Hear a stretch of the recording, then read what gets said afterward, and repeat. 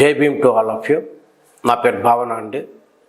నేను ఈ వీడియో చేయడంలో ముఖ్య ఉద్దేశం ఏంటంటే, నేను సెన్సస్ మీద అంటే ఆంధ్రప్రదేశ్లో యునైటెడ్ ఆంధ్రప్రదేశ్లో సెన్సస్ మీద నేను స్టడీ చేశాను. అందులో కూడా కంపారిటివ్ స్టడీ చేశాను. 61 నుంచి 2011 వరకు ఉన్నటువంటి సెన్సస్ మీద చేశాను. ఆ కంపారిటివ్ స్టడీస్లో నేను కనుగొన్నటువంటి డిస్క్రిపెన్సీస్ని చాలా వీటిని నోటీస్ చేశాను.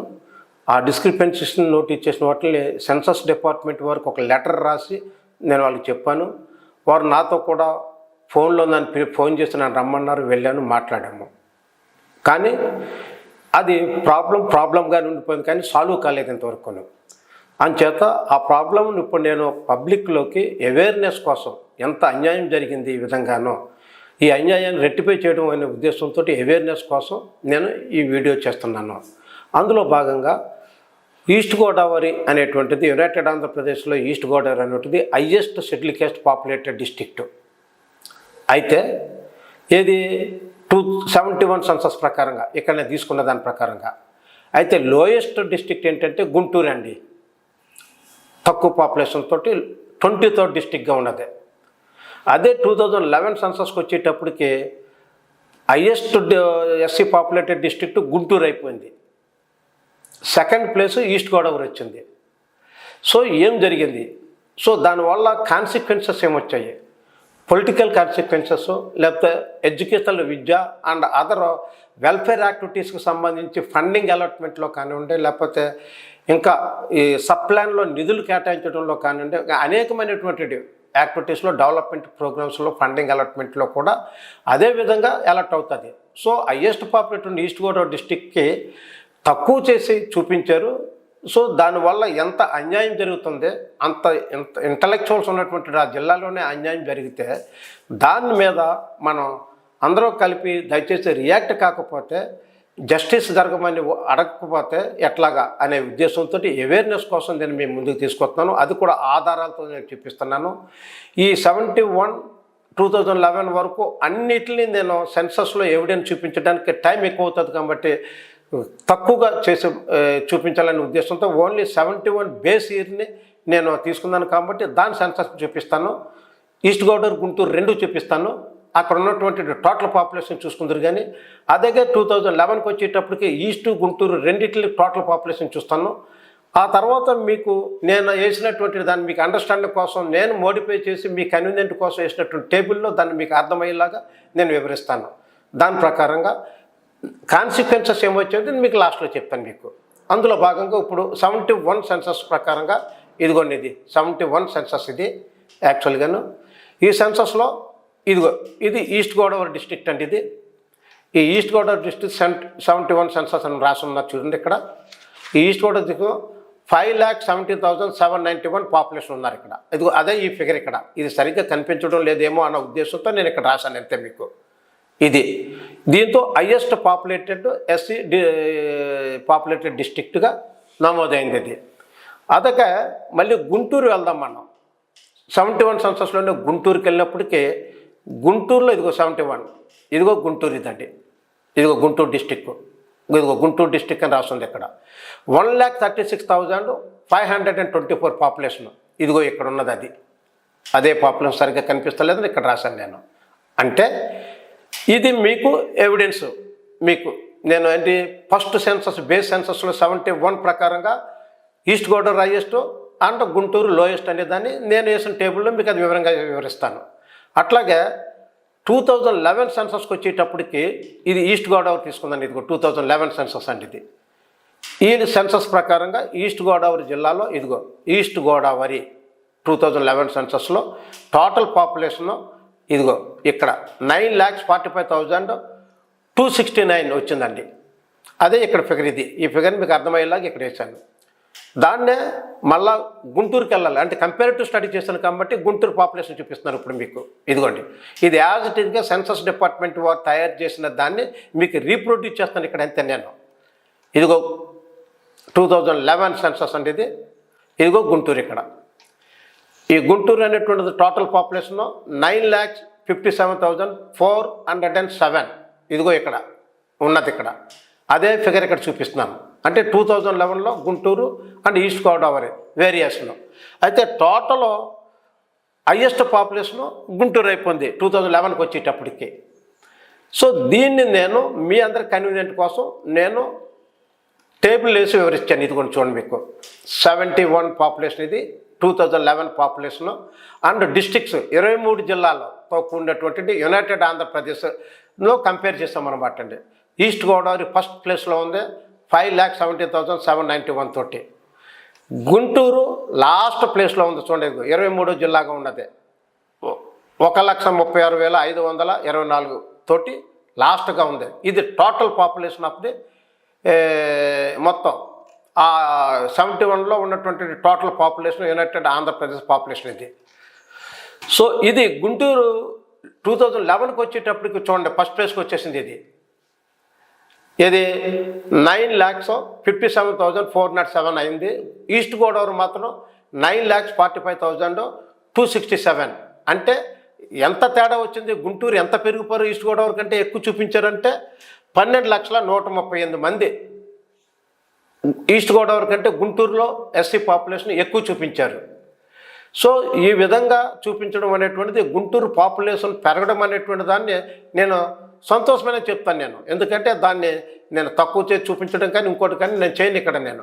కానీ హయ్యెస్ట్ పాపులేషన్ ఉన్నటువంటి ఈస్ట్ గోదావరి జిల్లాలో అంత తక్కువ పాపులేషన్ ఉండడానికి పెరగడానికి కారణాలు ఏమిటి, ఎందుకు చూపించారు, అంతగా తగ్గించవలసినటువంటి అవసరం ఏమొచ్చింది, తగ్గించారు ఎట్లా తగ్గించారు అనేటువంటిది నేను ఇంతకుముందు ఒక వీడియో చేశాను ఈస్ట్ గోదావరికి సంబంధించి. ఆ వీడియో చూస్తే మీకు అర్థమైపోతుంది.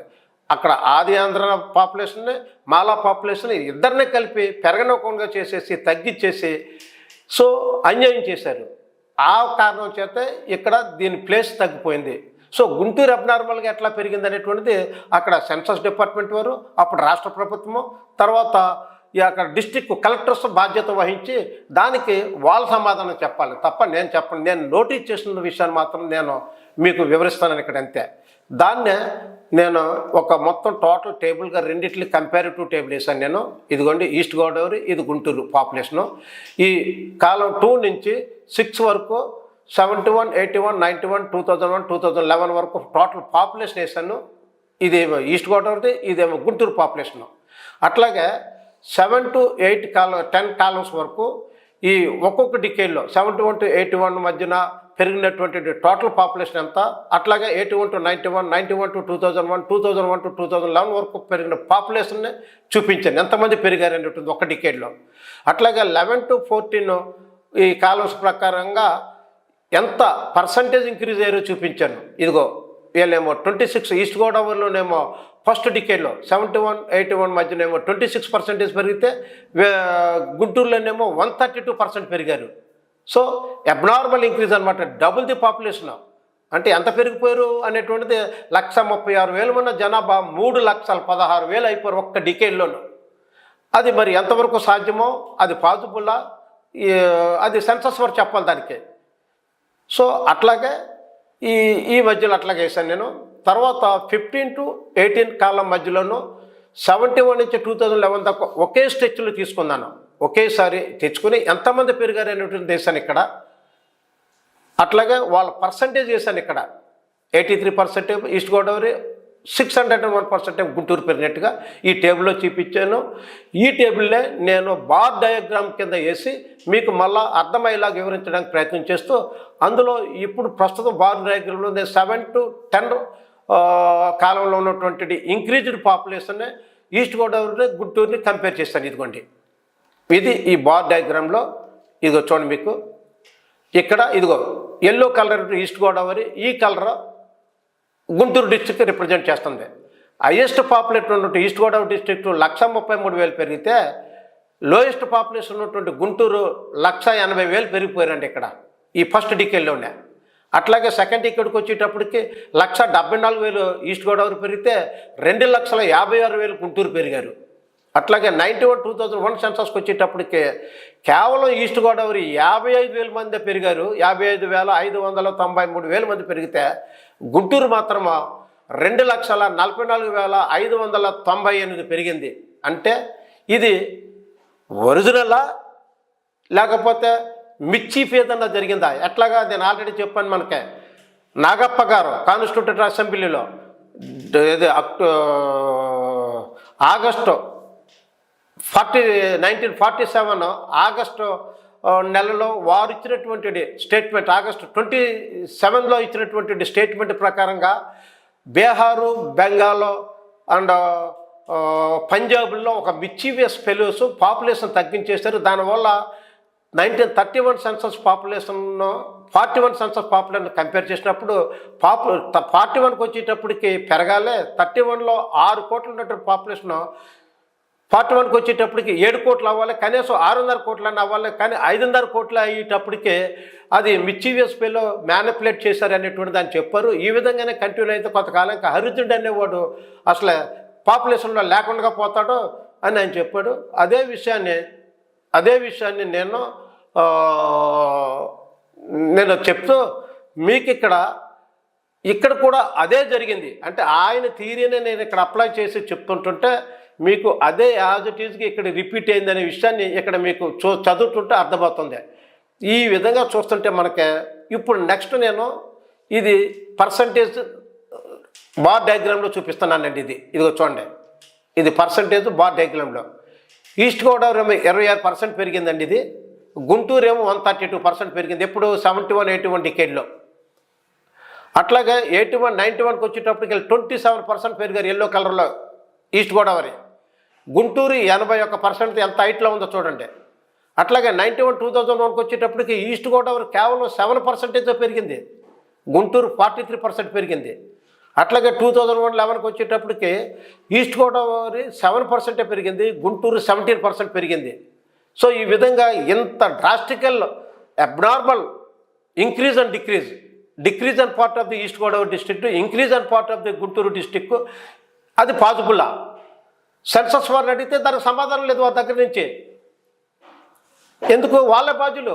వాళ్ళు అప్పుడు రాష్ట్ర ప్రభుత్వం census of director of register of census department దానికి రెస్పాన్సిబుల్. సో పాపులేషన్ ఇంత దారుణంగా తగ్గించేస్తే నాగప్ప గారు చెప్పిన థియరీ ప్రకారంగా బహుశా కొంతకాలానికే, అంటే కొంతకాలం కాదు, ఈ నెక్స్ట్ డికేడ్కి వచ్చేటప్పటికి మాలాస్ అనే వాళ్ళు అసలు లేకుండా పోతారు ఇక్కడ. అదే ఒక కుట్ర జరుగుతుంది, హై లెవెల్ కాన్స్పిరసీ జరుగుతుంది. అదే విషయాన్ని ఇప్పుడు ఇక్కడ ఇంకొక రకంగా నేను టేబుల్ ఏం చూపిస్తానంటే ఈ బార్ డయాగ్రామ్ టేబుల్ ద్వారాగా ఒకే స్ట్రెచ్లో ఈస్ట్ గోదావరి ఇది గుంటూరు. ఇది ఈస్ట్ గోదావరి 71 సెన్సస్లోనేమో 5,17,000తో స్టార్ట్ అయిన ఇది హైయెస్ట్ పాపులేటెడ్ డిస్ట్రిక్ట్ స్టార్ట్ అయింది. టోటల్ పెరిగింది 94కి వచ్చింది ఇక్కడ. అట్లాగే ఇది లోయెస్ట్ పాపులేషన్ 1,36,000 ఉన్నది 9,57,000 అయింది. అంటే 12,000 తేడాతోటి ఒకేసారి స్ట్రక్చర్లో తేడా వచ్చేసింది. అదే అక్కడ నేను ఆ టేబుల్లో మీకు వివరించాలనుకున్నాను నేను. అయితే ఇక్కడ అతి ముఖ్యమైనదండి ఇదేంటంటే ఈస్ట్ గోదావరిది, ఈ ఎల్లో కలర్లో ఉన్నటువంటిది. ఇది గుంటూరు డిస్ట్రిక్ట్. ఈ గుంటూరు జిల్లాలో ఈస్ట్ గోదావరి జిల్లాని పర్సంటేజ్లో 40 సంవత్సరాల్లో అంటే 71 నుంచి 2011కు ఒకేసారి చేసి టోటల్ చేసి దాని పర్సంటేజు అండ్ కట్టినట్టయితే ఈ విధమైన వచ్చిందండి. ఏది? ఈస్ట్ గోదావరిలో 40 సంవత్సరాల్లోనూ 83% పెరిగితే గుంటూరు 601% పెరిగిందండి. సో 83% ఏమో ఈస్ట్ గోదావరి పెరిగింది, గుంటూరుకు వచ్చేటప్పటికేమో 601% పెరిగింది. అంటే ఇంత abnormal increase on part of the Guntur and abnormal decrease or the growth level, the fall and like very అబ్నార్మల్గా డ్రాస్టికల్గా పడిపోయినటువంటి గ్రోత్ రేటు ఈస్ట్ గోదావరిలో కనిపిస్తుంది. 83% తోటి ఉన్నది. అంటే హైయెస్ట్ దాన్ని సెకండ్ ప్లేస్లో తీసుకొచ్చారు. మాలా పాపులేషన్ ఎక్కువగా ఉన్నటువంటిది ఈస్ట్ గోదావరి డిస్ట్రిక్ట్ అండి. అట్లాంటి దాంట్లోనే పాపులేషన్ తగ్గించారంటే మాలా పాపులేషన్ తగ్గించేస్తున్నట్టు అర్థం. ఇది దీనికి క్లియర్గా తెలిసిపోతుంది. ఇక్కడ కొంతకాలానికి బహుశా ఈస్ట్ గోదావరి ఉంటుంది, మాలలు ఉండరు అక్కడ, కనిపించరు. ఎంతంటే లేరు, రికార్డులో కనిపించరు. మాలలు ఉంటారని ఒరిజినల్గా అక్కడ రికార్డులోకి రారు. ఆ విధంగా ఎంత ద్రోహం జరుగుతుంది, ఎంత అన్యాయం జరుగుతుంది అనే విషయాన్ని నేను మీకు తెలియజేస్తున్నాను నేను. సో అదే విషయాన్ని ఇక్కడ మీకు నేను 71, 2011 చూపించాను. 71 తర్వాత 71లో గుంటూరు ప్లేసు మీకు 23rd డిస్ట్రిక్ట్గా ఉంది, లాస్ట్ డిస్ట్రిక్ట్గా. 81కి వచ్చేటప్పుడు దాని ప్లేస్ ఎట్లా ఉందో చూడండి మీరు ఇక్కడ. ఇదిగో 81 సెన్సస్ ప్రకారంగా చూసినట్టయితే మనకి దాని ప్లేసు 13th ప్లేస్లోకి వచ్చేసిందండి. ఇదిగో గుంటూరు 13th ప్లేస్లోకి వచ్చేసింది, 13వ ప్లేస్లోకి వచ్చేసింది. ఎప్పుడు 23లో ప్లేస్లో ఉన్నదో 13 ప్లేస్లోకి వచ్చేసింది. అట్లాగే 91 సెన్సస్కి వచ్చేటప్పటికి మీకు చూడండి, ఇదిగో 91 సెన్సస్ ప్రకారం వచ్చేటప్పటికి 5వ ప్లేస్లోకి వచ్చేసిందండి మళ్ళీని. అంటే ఎంత జంప్ చేసుకుంటూ వెళ్ళిపోతుందో చూడండి మీకు. అట్లాగే 2001 సెన్సస్కి వచ్చేటప్పటికి అది 2వ ప్లేస్లోకి వచ్చేసింది. ఇదిగో చూడండి మీకు, ఇదంతా మొత్తం టోటల్ పాపులేషన్ డిస్టిక్ 2వ ప్లేస్లోకి వచ్చింది గుంటూరు. సో 2011కి వచ్చేటప్పటికి ఫస్ట్ ప్లేస్కి వచ్చేసింది, మీకు ఆల్రెడీ చూపించాను అది. సో ఈ విధంగా డ్రాస్టికల్గా ఇంత అబ్నార్మల్ అండ్గా ఇంక్రీజ్ అండ్ డిక్రీజ్ అనేటువంటిది ఈ 2 డిస్ట్రిక్ట్ని కంపేర్ చేసేటప్పుడు 71 సెన్సస్ నుంచి 2011 సెన్సస్ దాకా కంపారిటివ్ స్టడీ చేసేటప్పుడు చాలా డీప్గాను క్రిటికల్ అనాలిసిస్ చేసేటప్పుడు నేను నోటీస్ చేసినటువంటిది ఈ యొక్క డిస్క్రిపెన్సీస్ని నేను సెన్సస్ నోట్కి తీసుకెళ్ళాను. అక్కడి నుంచి నాకు రిటర్న్గా అయితే ఇవ్వలేదు, వార్లకు అయితే వాళ్ళు అంగీకరించారు. రిటర్న్గా ఇవ్వడానికే వాళ్ళు ఇష్టపడలేదు. ఇంతవరకు ఈ రోజుకి రిటర్న్గా ఇవ్వలేదు. నేను వాళ్ళకి రిటర్న్గా ఇచ్చాను, అక్నాలెడ్జ్మెంట్ తీసుకున్నాను. దాని మీద ఒక వీడియో కూడా చేశాను నేను. దయచేసి కావాలంటే ఆ వీడియో కూడా మీరు చూడండి, అర్థమవుతుంది మీకు. సో ఇప్పుడు దీని ప్రకారంగా ఈ జరిగినటువంటి అన్యాయాన్ని ఇప్పుడు నేను ప్రజల దృష్టికి తీసుకురావాలనుకుంటున్నాను. నేను ఇప్పుడు ఆ ప్రజలైనటువంటి మీరందరూ విజ్ఞతతో రేషనల్గా ఆలోచించండి. ఎందుకంటే నేను ప్రతిదీ ఆధారం చూపించి మాత్రమే నేను మీకు చెప్తున్నాను. నేను వితౌట్ ఆధారము లేకపోతే వితౌట్ ఏమీ లేకోకుండా వేగ్గాను ఎవరు దేనో ఒక రాంగ్ ఇంటర్ప్రిటేషన్ మాత్రం చేస్తలేదు. చాలా సిస్టమేటిక్గా ఎంతో కష్టపడి నేను చాలా శ్రమించాను ఈ యొక్క అనాలిసిస్ చేయడం కోసము. అలా చేసి నేను మీ ముందుకు తీసుకొస్తున్నాను దయచేసి. అయితే దీని యొక్క ప్రభావం ఏమైంది, ఈ దేని మీద పడింది అనేది నేను ఒకసారి మీకు ఇక్కడ వివరించినట్లయితే దీని యొక్క ప్రభావం గురించి నేను చెప్పాలంటే ఇది ఇమ్మీడియట్గా పొలిటికల్ ఇంపాక్ట్ దారితీసిందండి. కేటగిరైజేషన్ చేసేటప్పుడు పొలిటికల్ రిజర్వేషన్స్ మీద కేటగిరైజేషన్ చేయమని ఎక్కడ సుప్రీంకోర్టు చెప్పలేదు, ఎవరు మాట్లాడతలేదు దాని గురించి. యాక్చువల్గా political reservations temporary reservations for 10 years కోసమే ఉద్దేశించబడినవే. అది ఆర్టికల్ 330, 332లో ఉన్నటువంటి పొలిటికల్ రిజర్వేషన్స్. అట్లాగే ఆర్టికల్ 15 and 16లో ఉన్నటువంటి విద్యా ఉద్యోగాల్లో ఉన్నటువంటి రిజర్వేషన్స్ అవి టెంపరీ కాదు, పర్మనెంట్ రిజర్వేషన్స్. దాన్ని టచ్ చేయడానికి లేదు. ఈ 2 డిఫరెన్స్ తెలుసుకోవాలి మనం. ఆ పర్మనెంట్ రిజర్వేషన్స్లో 15% రిజర్వేషన్స్ పంచడంలో క్లాసిఫికేషన్ చేయమని చెప్తున్నారు. కానీ ఇది ఆ విధంగా ఆర్డర్ కారణం చేత క్లాసిఫికేషన్ చేసి ఎంప్లాయ్మెంట్ ఉద్యోగాల్లో తగ్గించారు. ఇక్కడ పొలిటికల్ రిజర్వేషన్స్ మీద ఏ యొక్క క్లాసిఫికేషన్ లేకపోయినప్పటికీ వాళ్ళ మీద పాపులేషన్ తగ్గించేసి అన్అఫీషియల్గా అఫీషియల్ ఆర్డర్ లేకపోయినప్పటికీ పాపులేషన్ తగ్గించేయడం వల్ల పొలిటికల్ రిప్రజెంటేటివ్స్ తగ్గిపోరనే విషయాన్ని మీకు దృష్టికి తీసుకొస్తున్నాను. ఇప్పుడు ముఖ్యంగా ఇమ్మీడియట్ పొలిటికల్ రిప్రజెంటేషన్ మీద దాని ప్రభావం పడింది. ఎట్లాగంటే ఇప్పుడు ఈ ట్రెండ్లో ఉన్నప్పుడు చూసినట్టయితే మనకి ఈ 2000 ఈస్ట్ గోదావరికి వచ్చేటప్పటికి మమ్మిడివరము, అల్లవరము, నగరము అనేటువంటివి 2001 ముందు రిజర్వ్డ్ కాన్స్టిట్యున్సీగా ఉన్నాయండి. ఆ తర్వాత ఈ తగ్గించేసిన పాపులేషన్ కారణం చేత వాటి ప్లేసు పోయి కొత్త ప్లేస్లు అనేటువంటి అమలాపురము, గన్నవరము, రాజోలు అనేటువంటివి వచ్చాయి. యాక్చువల్గా గుంటూరు ఏ విధంగా అయితే పెరిగిందో పాపులేషన్, అక్కడ ఉన్నటువంటి ఎకనామిక్ సోషల్ కండిషన్స్ ఏ విధంగా ఉన్నాయో ఈస్ట్ గోదావరిలో కూడా అదే కండిషన్స్ ఉన్నాయి. సో అక్కడ కూడా అట్లాగే పెరగాలి పాపులేషను. సో అట్లాగే పెరిగినట్టయితే పాపులేషను యాక్చువల్గా గుంటూరులో ఈస్ట్ గోదావరిలో కూడా ఇక్కడ ఉన్నటువంటి స్థానాలు కాకుండా మమ్మిడివరం, అల్లవరం నగరంతో పాటు అదనంగా అమలాపురం, గన్నవరం అండ్ రాజోలు 6 నియోజకవర్గాలు రావాలండి అక్కడ రిజర్వ్డ్ కాన్స్టిట్యున్సీస్. దాంతోపాటు ఆల్రెడీ ఉన్నటువంటి ఒక ఎంపీ స్థానమైనటువంటి అమలాపురం సీటుతో పాటు ఇంకొక సీటు కానీ ఇంకా 2 సీట్లు కానీ అక్కడ ఈస్ట్ గోదావరిలో రావాలి ఎంపీ సీట్లు. సో అవన్నీ రాకుండా ఉండడం కోసం వాళ్ళ యొక్క పొలిటికల్ రిప్రజెంటేషన్స్ని క్లాసిఫికేషన్ వాళ్ళకి అప్లై కాకపోయినా సరే ఏ విధంగా తగ్గించేశారో ఆలోచించవలసినటువంటి బాధ్యత ప్రజలతో. ఒకటైతే అతి ముఖ్యంగా రాజకీయ నాయకులు ఇప్పుడు ఎమ్మెల్యేలు కానీ ఎంపీలుగా ఎవరైతే బాధ్యత రెస్పాన్సిబుల్ తీసుకుని అసెంబ్లీలోను పార్లమెంట్లోనూ ఉంటున్నారో వాళ్ళ బాధ్యత ఇది. ఎందుకంటే మీరు రిప్రజెంట్ చేస్తున్నటువంటి మీకు సంబంధించిన ఇష్యూల్లోనే వాళ్ళు ఈ విధంగా డెలిబరేట్గా తగ్గించి అన్యాయం చేస్తున్నప్పుడు మీరు రెస్పాండ్ కాకపోతే ఇంకా విద్యా ఉద్యోగ అవకాశాల్లో మీ ప్రజలకు జరుగుతున్న అన్యాయాల గురించి మీరు ఇంకా ఎట్లా రెస్పాండ్ అవుతారు? అంచేత దయచేసి మీరు ఓపెన్గా మీరు మీ నాయకుల్ని, నేనేమి మిమ్మల్ని తిరుగుబాటు చేసి యుద్ధాలు చేయమని నేను చెప్పండి, నేను మీ నాయకుడిని కన్విన్స్ చేయండి, వాస్తవం ఏం జరిగిందో చెప్పండి, నాయకుడిని కన్విన్స్ చేసి మీరు అక్కడ దాన్ని మీరు అడ్డుకునే ఒక ప్రయత్నం, రాజకీయంగా మీకు ఉన్నటువంటి హక్కుల్ని వినియోగించుకుని అడ్డుకునే ప్రయత్నం అయితే మాత్రం మీరు ఖచ్చితంగా చేయాలి, అది మీ బాధ్యత. అలా కాదు మేము మా రాజకీయ నాయకులకి మా రాజకీయ పార్టీ యొక్క అధినేతలకే చెప్పినట్టు వింటాము, వాళ్ళకి మేము సేవలు చేసుకుని బతుకుతాము అని చెప్పేసి మీరు అన్నారనుకోండి, ఆ విధంగా అనడానికి మీకు రైట్ లేదు. ఎందుకంటే మీరు రిజర్వ్డ్ స్థానాల్లో ఎలక్ట్ అయ్యారు. అంబేద్కర్ పెట్టిన భిక్షతోటి, ఆ భిక్ష వల్ల రిజర్వ్ స్థానాల్లో మీరు ఎలక్ట్ అయినటువంటి వ్యక్తులు.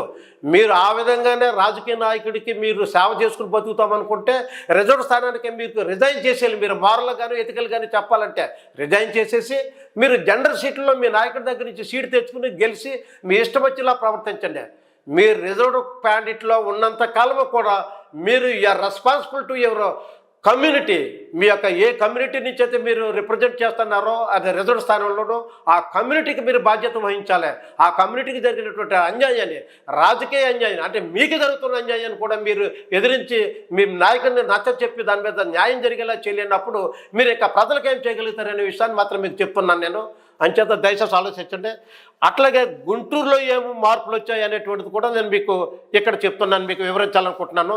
ఎందుకంటే గుంటూరులో అంతకుముందు ఒకే ఒకటి తాడికొండ అనేటువంటి నియోజకవర్గం అసెంబ్లీ మాత్రమే ఉండేది. ఇప్పుడు ఈ పాపులేషన్ పెరగడం వల్ల 2001 డీలిమిటేషన్ యాక్ట్ ప్రకారంగా ఇమీడియట్గా అక్కడ 2 అదనంగా అసెంబ్లీ కాన్స్టిట్యున్సీస్ పెరిగాయి. అవి ఏంటంటే ప్రతిపాడు ఒకటి, వేమూరు ఒకటి. అంటే తాడికొండతో పాటు అదనంగా 2 అసెంబ్లీ వచ్చాయి. అంటే 3 అసెంబ్లీ స్థానాలు అక్కడ పెరిగాయి. అట్లాగే బాపట్ల అనేటువంటి పార్లమెంట్ స్థానం వచ్చింది అక్కడ. సో ఈ విధంగా చూసేటప్పుడు పార్లమెంట్ స్థానం అక్కడ వచ్చింది. But highest populated east Godavari డిస్టిక్లో అదే అమలాపురం కాన్స్టిట్యున్సీ కంటిన్యూ అవుతుంది. సో అందుకని ఈ రెండింటిని కంపేర్ చేసుకున్నప్పుడు మనకి ఎంత నష్టపోయింది ఈస్ట్ గోదావరి. ఈస్ట్ గోదావరి ఒకటే కదండి, ఇదే విధంగా ప్రతి జిల్లాల్లోనూ, ఆంధ్రాలో శ్రీకాకుళం నుంచి రాయలసీమలో ఉన్నటువంటి జిల్లాల వరకు కూడా అన్ని జిల్లాలు 13 జిల్లాల్లో కూడా మాలా పాపులేషన్ డ్రాస్టికల్గా తగ్గించేశారు అనే విషయాన్ని మీ దృష్టికి తీసుకొస్తూ ఈ మాలాకు జరిగినటువంటి అన్యాయాన్ని రెట్టిఫై చేసి ఫస్ట్ దానిలో ఆ 2001లో జరిగినటువంటి దాన్ని రెట్టిఫై చేసి న్యాయం చేయాలని, ఆ న్యాయం చేయకోకుండా మరియు కొత్త క్లాసిఫికేషన్ అనే దాన్ని తీసుకొచ్చి ఒక కొత్త పిడిగినేసి ఇంకొక మళ్ళీ అన్యాయాన్ని, ఇక్కడ అన్యాయం ఆల్రెడీ జరిగిపోయింది, ఆ అన్యాయానికి ఇంకొక అన్యాయాన్ని తీసుకొచ్చి మళ్ళీ రుద్దేసి మాలల్ని సర్వనాశనం చేసేసి మాలలు లేకపోకుండానే చేసేసేటువంటి కుట్ర జరుగుతుందంటానికే నాగప్ప గారు చెప్పిన స్టేట్మెంట్కి ఇక్కడ జరిగిన ఇన్సిడెంట్లకి కరెక్ట్గా టాలీ అయ్యాయని చెప్తూ ఇట్లాంటి దాన్ని మీరు దయచేసి ముందుకు రావాల్సిందిగా ప్రజలు కూడా మీ లెవెల్లో మీరు రెస్పాండ్ అయ్యి డెమోక్రటిక్ వేలో బాబాసాహెబ్ చెప్పినటువంటి విధంగా ఎడ్యుకేట్, ఆర్గనైజ్, యాజిటేట్, అదేది డెమోక్రటిక్ వేలో అండ్ లీగల్గాను చక్కగా పీస్ఫుల్ మేనర్లో నీకు జస్టిస్ని జరిపించవలసిన బాధ్యత ఉందని చెప్పేసి తెలియజేస్తూ ఎంతవరకు ఓపికగా ఉన్న మీ అందరికీ నేను నా జైబీలను మళ్ళీ తెలియజేసుకుంటూ థ్యాంక్ యూ వెరీ మచ్. మీ భావన.